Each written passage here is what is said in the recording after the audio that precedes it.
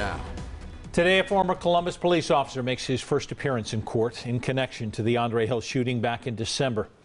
Good evening, everyone. Thanks so much for being with us on NBC4 at 5. I'm Brad Johansson. I'm Hattie Hawks in for Darlene Hill tonight, and we do bring you team coverage. NBC4's Dan Perlman talking to family members of Andre Hill and their reaction to today's court hearing. First, though, we go to Karina Chung, who was in the courtroom. Karina, how did it go this morning?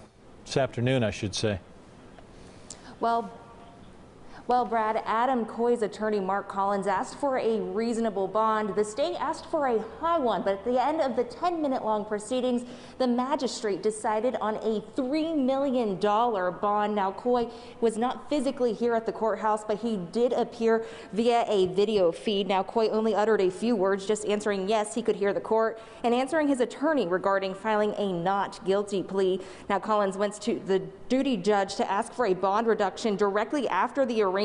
They were assigned a Judge McIntosh, who isn't able to take up the case until next week. So Collins says they will submit a bond remodification motion next week. He says compared to other use of force cases, this bond is extreme.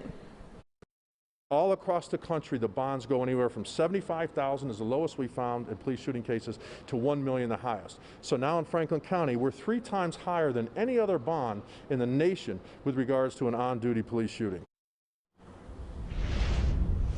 And Collins added this sends a chilling message to law enforcement here in Franklin County. Details of that tonight at 6. But let's send it over to NBC4's Dan Perlman.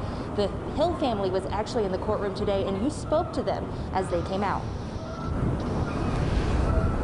Karina, I absolutely did. Hill's daughter, for example, told us she was hoping Coy wouldn't get bond. Hill's sister was here as well, and she told us she felt he shouldn't have a bond. Now, in court, Coy's attorney talked about the former officer discussing his career and his family. Hill's sister was asked about hearing those details, and she weighed in as well. She said, you know, Andre Hill had a family too. He had a career. He had grandkids. She actually called this, and I'm quoting, an even playing field right now. So she had that to say. We're going to hear much more from them a little bit later on at 6 o'clock. But as of right now, former officer Coy does remain in jail. Local for you in downtown Columbus, Dan Perlman, NBC4.